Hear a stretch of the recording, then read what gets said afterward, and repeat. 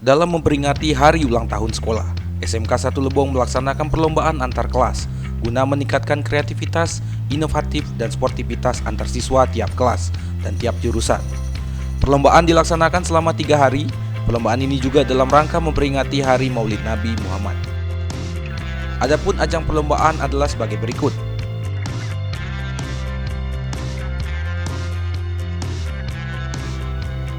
Tepat pada hari Sabtu 30 Oktober 2021, penutupan perlombaan dilaksanakan serta pembagian hadiah dilaksanakan. Untuk kegiatannya ini semua dalam rangka Maulid Nabi dan Hari Ulang Tahun SMK Negeri 1 Lebong.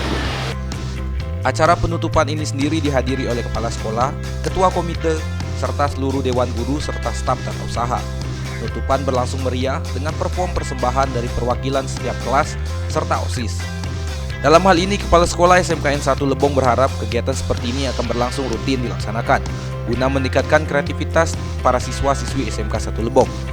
Siswa SMK 1 Lebong harus selalu berinovasi, kreatif, dan selalu mengembangkan bakat yang kita miliki sehingga bisa menunjukkan SMK 1 memiliki siswa-siswi yang bisa andal.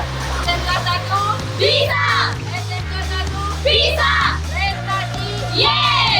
Dari lokasi, Tim Liputan Lebong TV melaporkan.